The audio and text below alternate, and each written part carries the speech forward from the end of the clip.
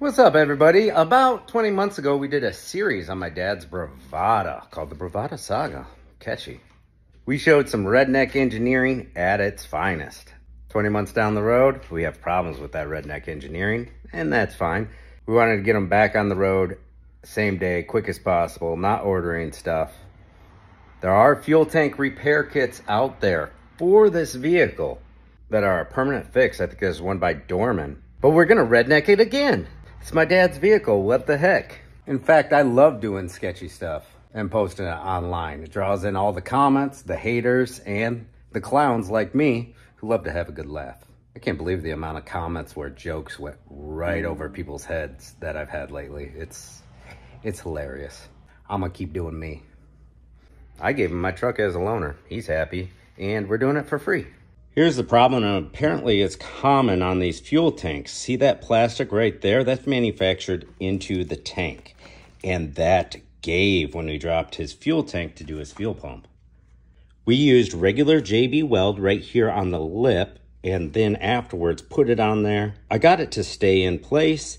After that dried, did another layer of JB weld, and then marine weld. Well, lo and behold, his fuel filler neck rotted out and was wiggling all over, and we put a new one of them on for him.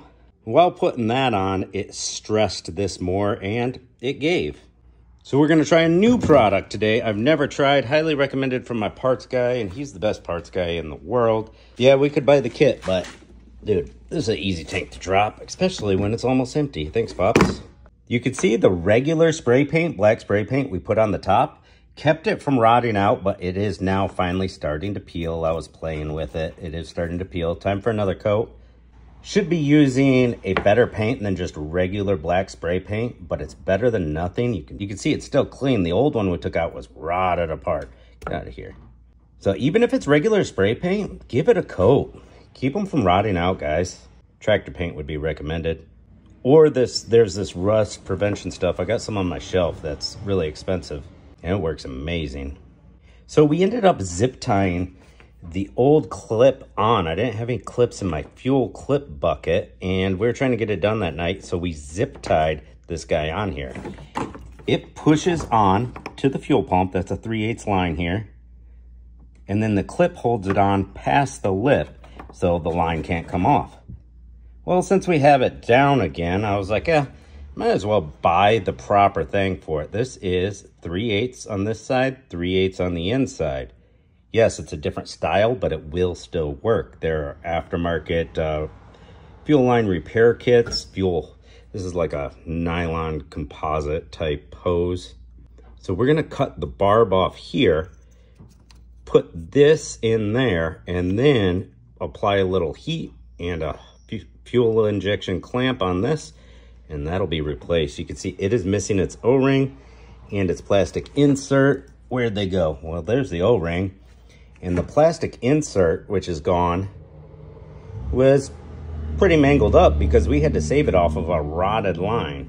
And you can reuse all that as long as it's not mangled too much, and we rolled with it and it held. I kind of just used my best judgment.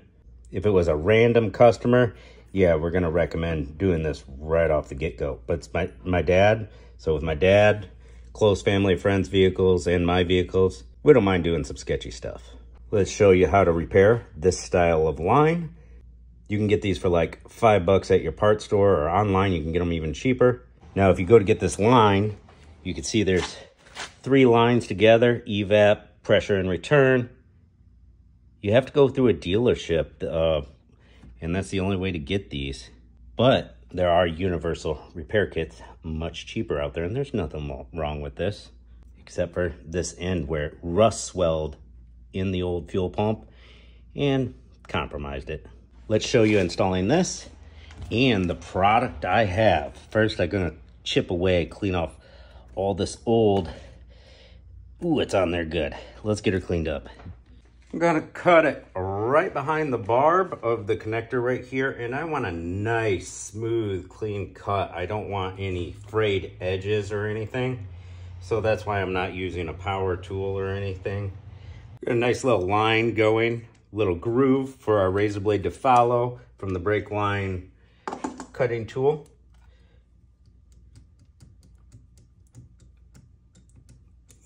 And that razor blade is just following that guideline.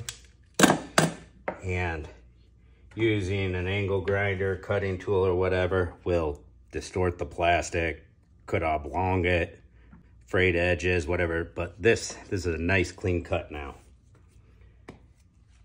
We're gonna go ahead, shove this bad boy in there, and it is not easy, by the way.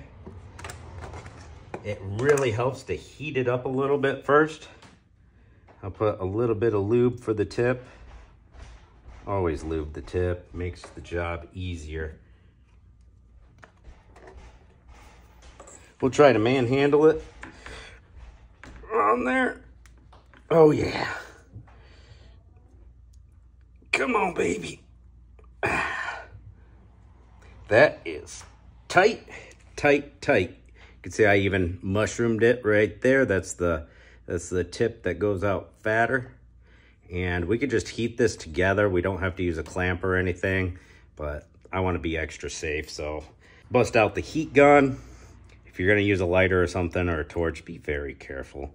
Heat gun is best in this situation. I just want to make sure that this is going to stay on. It is the return line, so it's not high pressure.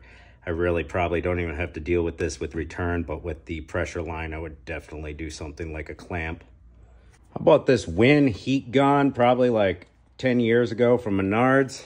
Still holding up, and let me tell you, it's been through some abuse. I think that was a Black Friday deal. I'm gonna have to see if they still sell these. I have to make an Amazon video. Now the low speed, you can hear the motor does not like low speed. It's getting worn out because it has been... See, the low speed just stopped, but the high speed works just fine. This gets really, really hot, really, really quick.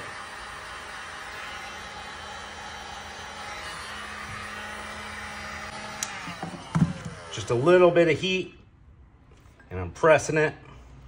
Little press, little press, little press. Let me in. And she's molded to it now. It ain't coming off. I buy these fuel injection clamps by the bucket on Amazon. I save a bunch of money, pass on the savings to customers. And we want to find the right size. We got 9 to 11 millimeters. And 3/8 is just smaller than 10 millimeters, so this is in our range. If you buy these at the parts store, you're gonna be paying triple, quadruple, and I go through so many car accessories. Save yourself some money. Let's see, do I have, it should be they're either 1/4 inch or 7 millimeters on these. Rookie mistake, I should have put this on before the fitting. I was thinking about that as I was putting it together, but no big deal. We'll just take the screw out, open it up, put it around the hose, squeeze it back together, and line our bolt back up in it. Easy as that, no biggie. Now we just simply tighten our fuel injection clamp. For anything small, I've completely done away with regular hose clamps and only use fuel injection clamps. They're just so much more reliable. And these are all stainless, so they don't rot out over time. Can't tell you how many Chevys I've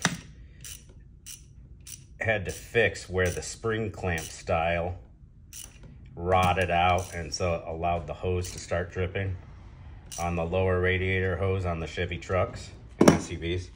There we go. That's going nowhere ever. That's a fix. These 3 hoses, they fit through some hold downs here. We're gonna put a little bit of grease on our fuel pump module where the return line is. That's metal. That's gonna help lubricate the new O-ring inside the fitting. Wipe the rest of the grease on the tank. Let them know I was here. And the dip goes down, and these simply snap in. That's all there is to it. We snap it into this holder, close down our connector, and that part of the job is done. On to the fuel filler side of things. All right, tank and the broken piece all cleaned up.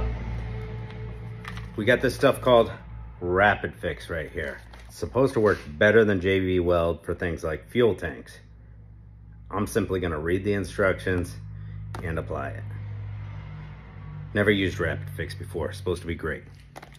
All right, these instructions were about useless. It comes with a DVD you can watch, and basically, the adhesive will work by itself just fine. It'll bond two pieces of metal together and you can't pull them apart. The welding powder is for filling gaps and cracks and makes it even stronger. So this is like super glue to the extreme. It's even drillable once you're done with it, which is pretty crazy.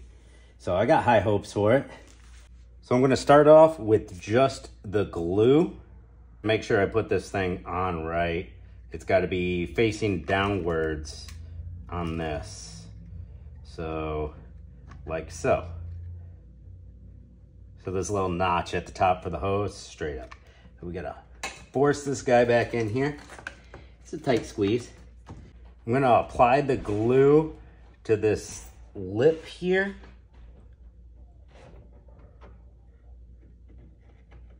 Make sure I get it all the way around. And hold it tight. Well, it says it should bond in seconds. And it did. All right, cool. Now we want to fill in all those gaps with the welding powder. So we just put the welding powder in there.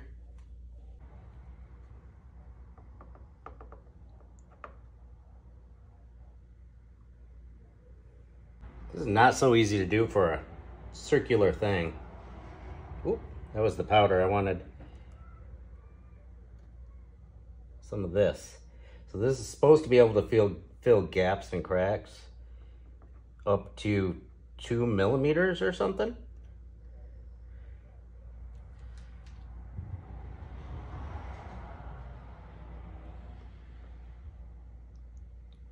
All right, that looks pretty cool.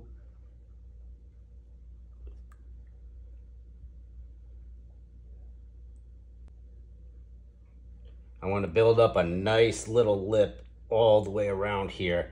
So I'm going to have to turn the tank. Smells kind of like super glue, and the fumes are burning my left eye. Interesting.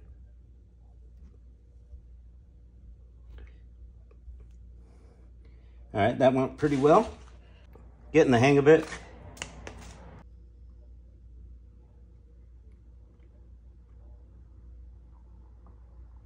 Now it's starting to burn my nose, and I got a little bit on my hands. You might want to wear PPE for this kind of stuff. Oop, just got some more on my hand from runoff.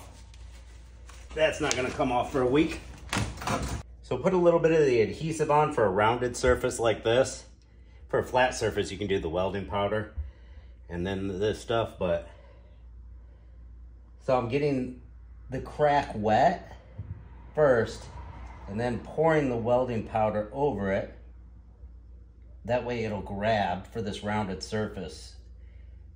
And then going back over it with some more adhesive. Now I got the hang of it. Using this way too liberally than I should be. I like it. Shows promise.